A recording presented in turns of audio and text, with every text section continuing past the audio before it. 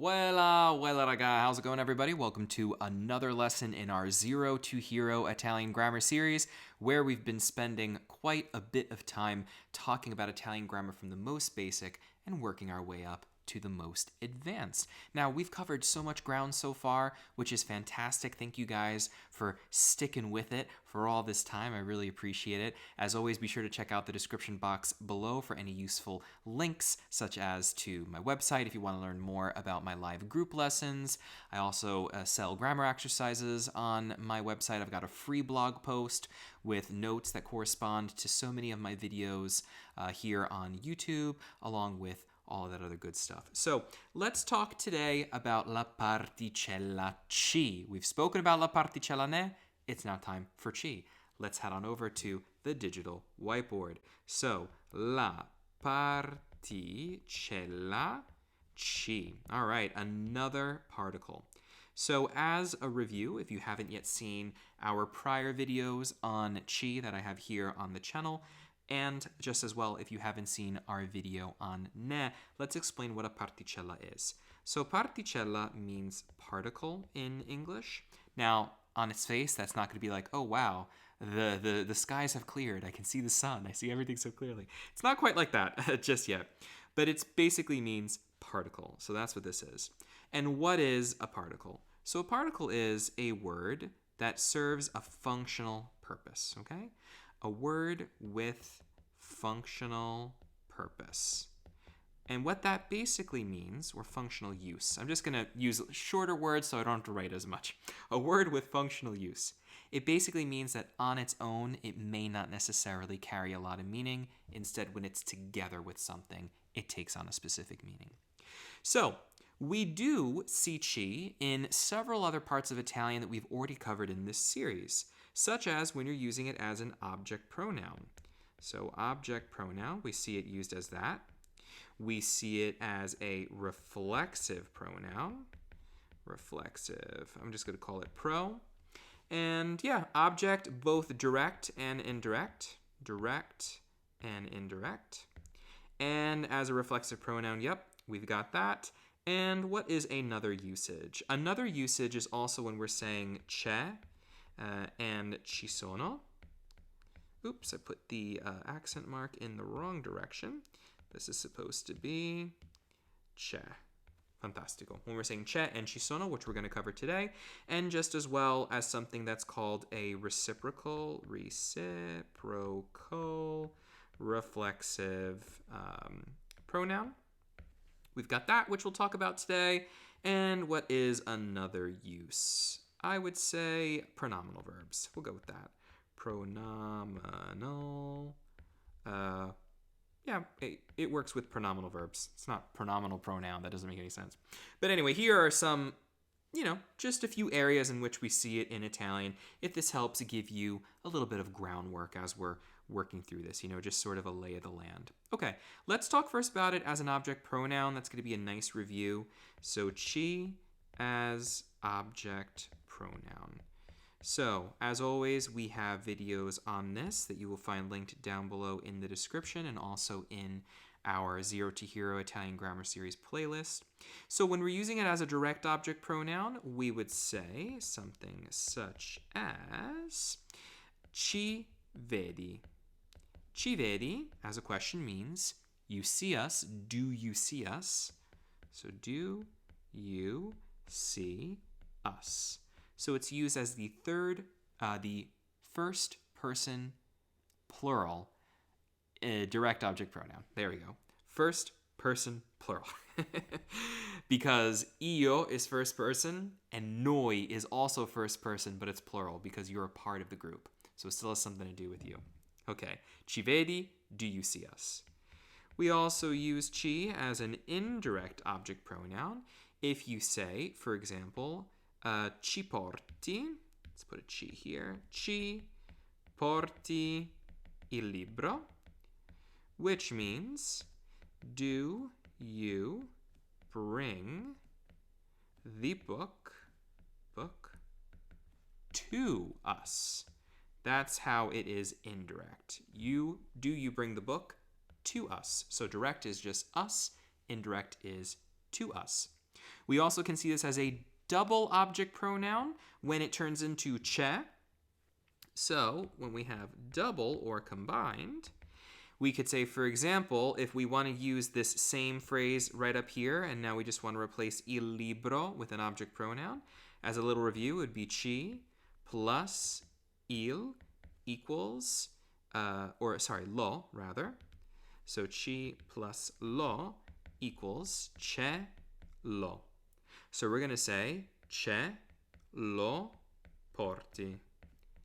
Do you bring it to us, is what this is. Do you, let's scroll up a little here, bring it to us. Very nice. It to us is what this means right up here. Cool. So here we have ci used as a direct, indirect, and double object pronoun. Very nice. And now let's look at it as a reflexive pronoun. So reflexive. We use this when we say, for example, ci svegliamo presto. Okay. This means we wake up, or you could also say, if you want, we wake ourselves up early for both of these. Okay. We wake up early. So we use the noi conjugation of the verb because we are the ones carrying out this action, and who is receiving it?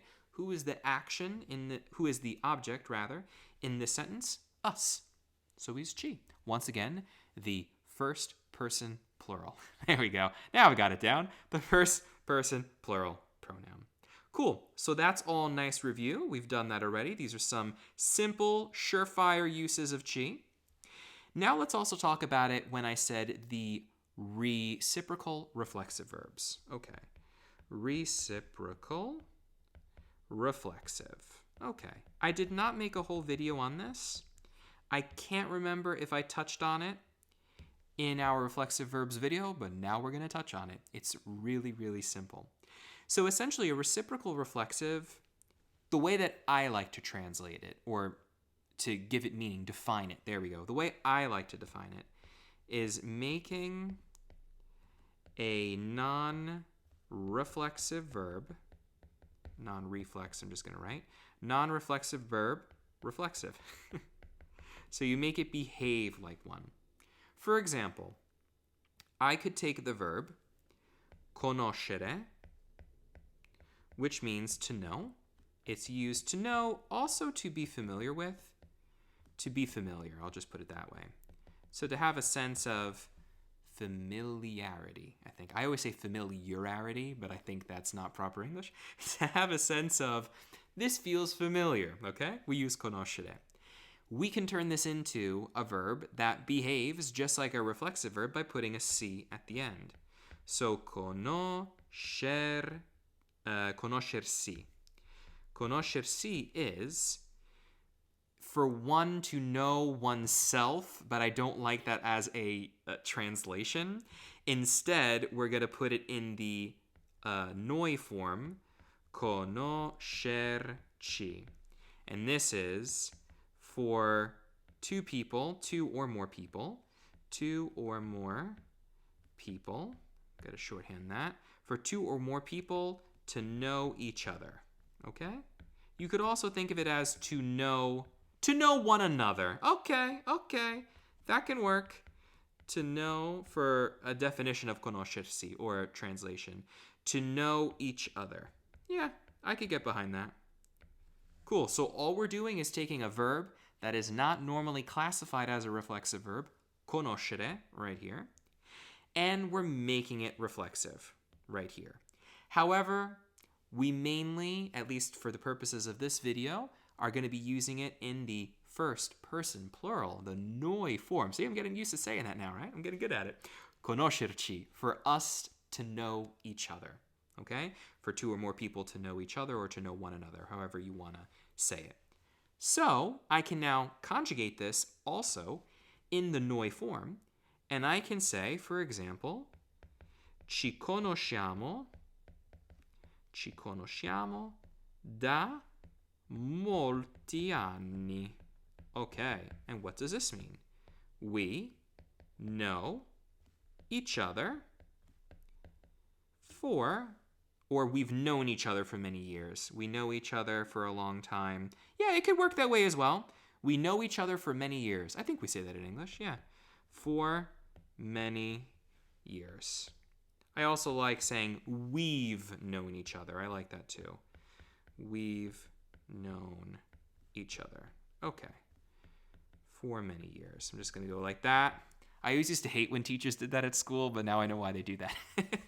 It makes writing just, we keep it going, you know? We keep it going. So we've known each other or we know each other for many years. It's essentially a reflexive verb. You take the verb, put it in the noi form, use the corresponding reflexive pronoun. So, yeah, we've known each other. Looks pretty good, right? So here are some nice, simple, foundational ways that probably should feel really second nature to you at this point. And even if they don't, just do a little bit of review. It's no big deal. I'm sure this will come right back to you really, really quickly. What I now want to do is spend some time talking about some newer stuff that we haven't seen, at least in depth, in a lot of our prior videos, okay? I want to first talk about c'è and ci sono. So c'è and ci sono. Now, depending on your level of Italian, where you've been learning Italian, how long you've been around it, c'è and ci sono is honestly something that usually we teach very, very early on. Every time I do a zero to hero style grammar series for students, I take a different approach every single time because it just sort of depends on where I'm at as a teacher, where I'm at as a student of languages. I base a lot off of the students I have in front of me. Obviously, this is a pre-recorded thing, so it's a little different. But every time you teach, you do it a little differently. And so c'è and ci sono in this series, I'm teaching it much later on. Does that mean it's harder than something that we did in the very beginning? No. What you'll start to see and what you're probably already seeing at this point, we've done so much grammar, even super, super advanced stuff. And now we're just going to these finer points that don't even have a whole lot of words in them. You know what I mean? There's not like tons of words in our sentences because there's often this connotation that if it's longer and got so many moving parts, that's what makes it advanced. I think anything can really be advanced, but also I could call this really easy too. This is also real basic stuff. So I view a language also from that sort of high level place where it's kind of like it's all just mixed in, because that's what it's like when you go to Italy, for example, and you're just immersed in the language. They're not going to be speaking in different levels. It's just all kind of mixed in. So I hope we're somewhat simulating that through these lessons. I hope that's coming across. Anyway, c'è and ci sono, what do these mean? Okay, so both of them deal with ci. What we have here is a contraction. This is ci plus e, and it becomes c'è.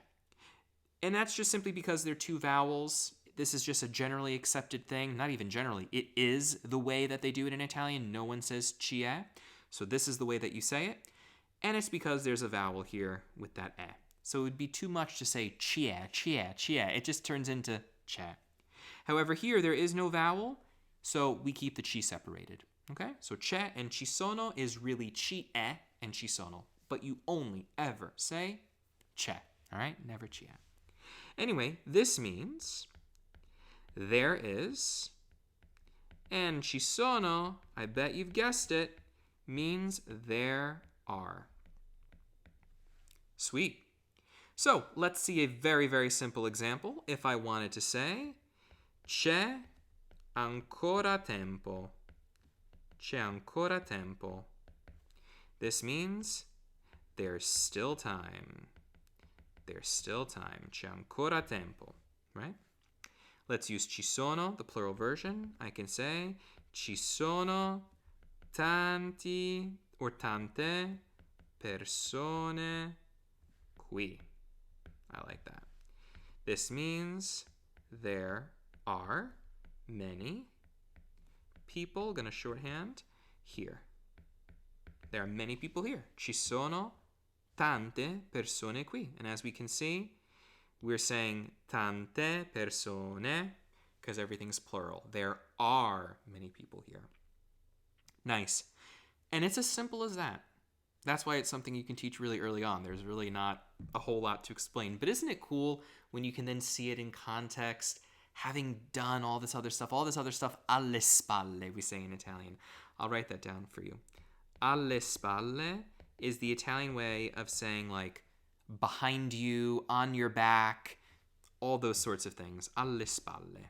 So you've got all this esperienza alle spalle. You've got all this experience on your shoulders, behind your shoulders, behind you. And now we can see it all kind of together. It's almost like when you're listening to a singer. At least I know back when we used to listen to CDs, right? That was my generation when I was little. Now, of course, you can listen on streaming the whole album, but the whole idea is sometimes you would just listen to the single, right, on the radio. And then when you get the whole CD and you listen to the whole album, you're like, wow, I now see the single in a totally different light because it's in the context of the whole album. And you can still do that with streaming. It's just, I vividly remember that being the case for me when I would go buy a CD. It's because I heard the song on the radio, saw it on TV, and then I bought the whole album. I'm like, oh wow, I've got a whole different perspective now on this. So that's what we're doing here with our grammar series. Cool. All right, I want to include ne with c'è and ci sono, okay? Because c'è and ci sono are dealing with a quantity, right? There is, there are. So let's see how that works. So when we have c'è with ne, it turns into this. We say c'è, ne. That's what we do. So what took place? Why did this happen? Okay, so let's break this down. I'm going to call this a breakdown. Okay. When ci is next to an object pronoun, right, it becomes c'è. Ne behaves like an object pronoun. So ci plus ne becomes c'è ne.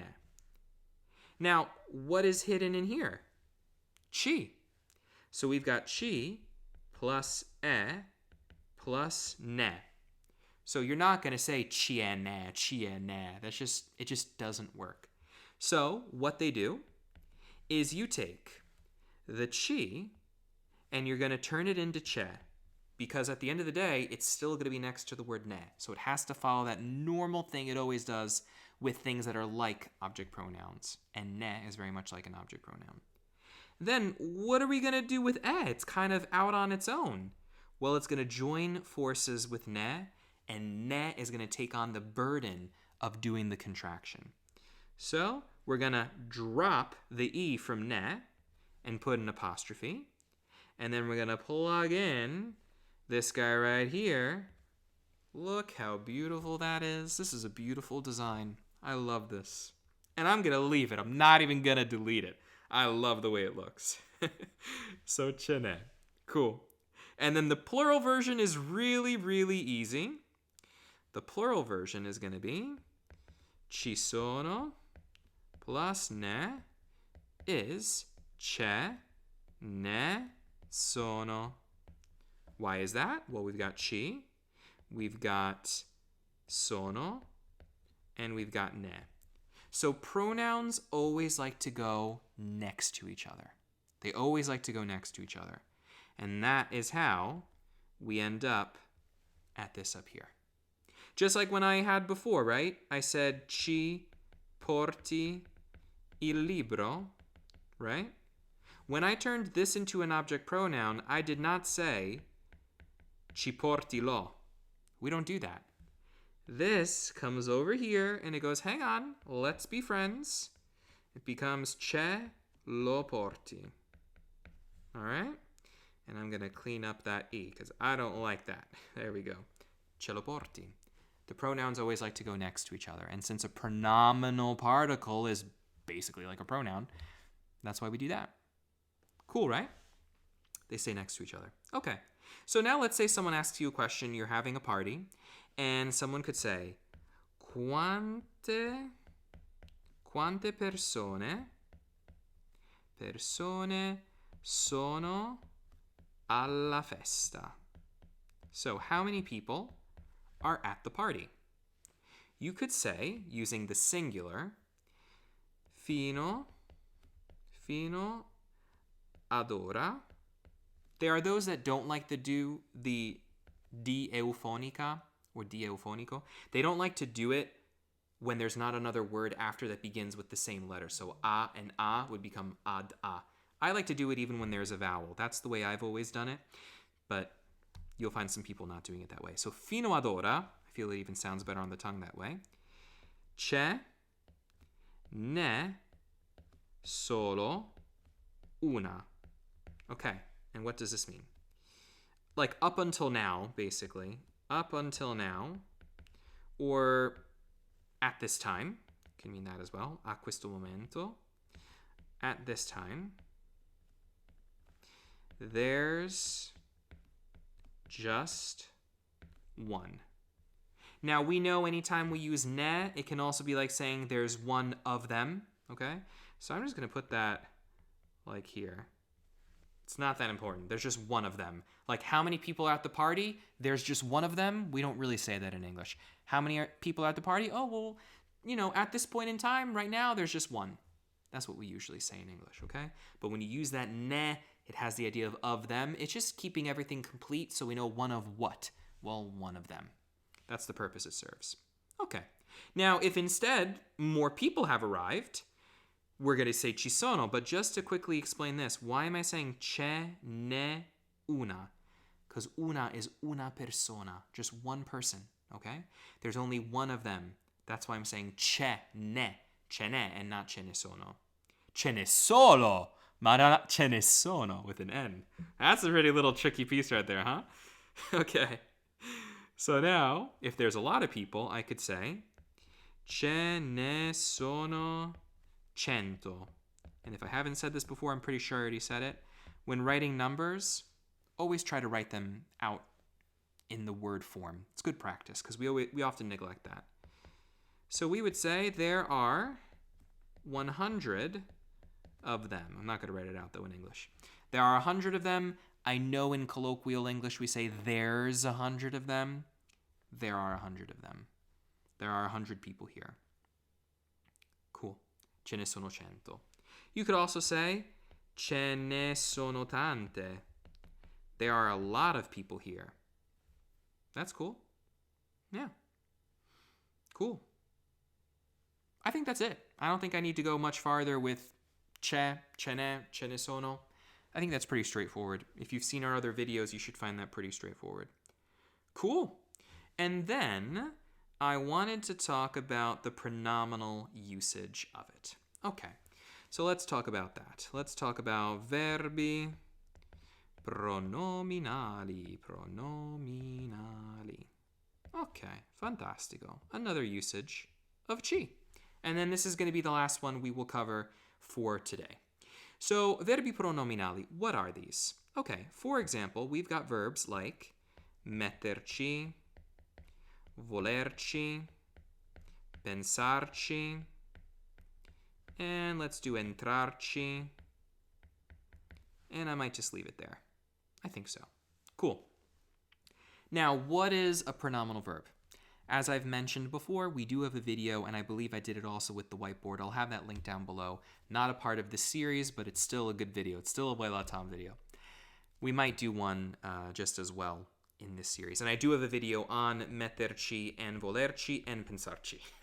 I've got one video on metterci and volerci. I'll link that down below, and one video on pensarci. So at least we do have content on that already. So a pronominal verb is just a verb that when used with specific pronouns takes on a different meaning than when it doesn't have a pronoun. So mettere, for example, means to put. Mettere is to put. But metterci means how long it takes someone. So how much time they put into doing something. Volere normally means to want. Volerci means how long it takes in general. So how long it takes in general to do something. Pensare means to think. Pensarci is to think about something. All right. And then entrarci. Entrare on its own means to enter. Entrare with ci, therefore becoming entrarci, means essentially to do with. Like, what does this have to do with anything? How does this enter into our conversation? So I'm going to say to do with. to do with. Okay, and we're going to do examples now with all of these, and I think we will be very good with our nice Chi comprehensive lesson, right? Okay, cool. So let me show you how we would use these verbs. As I mentioned, I've got videos on these first three here. So let's do quanto tempo, as a question you can ask someone. Quanto tempo ci metti per fare i tuoi compiti? Ok. Quanto tempo ci metti per fare i tuoi compiti? What does this mean? How much time do you put into doing your homework? So when mettere is used with ci, not only does it mean put, it means to put into, to dedicate. How much time do you take? Someone could also say, quanto tempo ci vuole per arrivare in Italia? And this means, how much time does it take in general to get to Italy? So when volere is used with with ci, it means how much time is wanted. That's the idea. So I'm just going to put here metterci, another way of thinking about it. Metterci is time to put into something. Okay? And then volerci is time wanted or required to do something. Cool. Nice, right? Now let's talk about pensarci. So pensarci, I could say, for example, mi manca l'Italia. And we could say penso sempre alla mia bellissima vacanza lì. La mia bellissima vacanza dell'anno scorso. Let's say that. Dell'anno scorso. Okay. And then someone could say, ah sì, ci pensi sempre allora. Ci pensi spesso allora. I will make that as a question. All right, so let's explain what happened here. So, penso sempre alla mia bellissima vacanza dell'anno scorso. This whole idea, this whole thing I'm thinking about. That's what ci pensi takes the place of. So the ci, I always think of ci as like wide open arms, you know? Also like when we're using it in the noi, you know, first person plural way, it's always for us or to us. You know, it's like we're hugging, like two people, you know? It's an embrace. It's the letter C. There we go. Is that the letter C? There we go. That's how you can see it on camera. So I always think of ci as like it's always capturing a lot. So it's everything that's coming after this a. Io penso alla mia bellissima vacanza dell'anno scorso, right? So ci as a pronoun is just going to take that all in and boom, plop it right there. Ci pensi spesso allora. Oh yeah, you think about it often, I guess? Cool. See how it works? Pretty nice. Pretty nice. And now let's do entrarci. I love the expression, che c'entra? Okay. So, how did we get here? We have entrarci. And we're putting it in the third person. So, entra plus ci becomes c'entra. All right?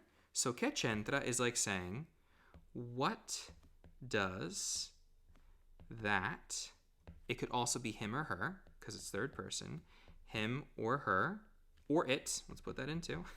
What does that, him, her, or it have to do with this, or with anything? It's kind of a catch-all for that. E che c'entra? What does this have to do with anything? Che c'entra? Non c'entra niente. You could say it's got nothing to do with this.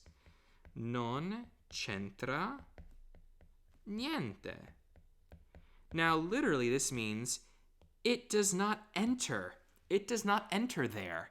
But when entrare is used with chi, it doesn't literally mean that. Instead, it takes on the enhanced meaning of meaning. It doesn't come into this. It doesn't enter into this. It's got nothing to do with it. So it doesn't enter into this discussion or to this area, if you will. Cool. So that, fellow friends and language enthusiasts and fellow students, fellow everybody, fellow teachers of Italian, that is a nice little overview of chi. I hope you guys liked it. I know we didn't spend a tremendous amount of time in every section, but that is pretty much the nature of how I view stuff that you learn after having covered so much grammar. I feel you can kind of do things a little faster because all of the small things that are like behind the scenes taking place and at work here, we've already covered. And so this is just building on top of concepts that we've already seen. So I'll link for you down below in the description all of those videos that I mentioned, such as the ones on volerci, metterci, pensarci, pronominal verbs, all the object pronoun verbs videos, the reflexive verb videos.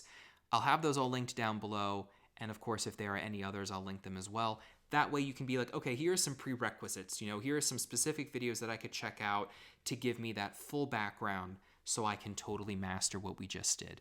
If you aren't already able to do so, or if you just wanted a refresher. Whatever, it's all good. All right, cool, guys. So that's going to be it for today's video. Thank you very much for tuning in and checking it out. I hope you enjoyed it. Be sure to check out all of the other videos that we have in this series, as well as all of the other videos we have on this channel. And that is going to be it from me for today. So always remember to spread the love, guys, and I'll catch you all next time. Ciao, ciao!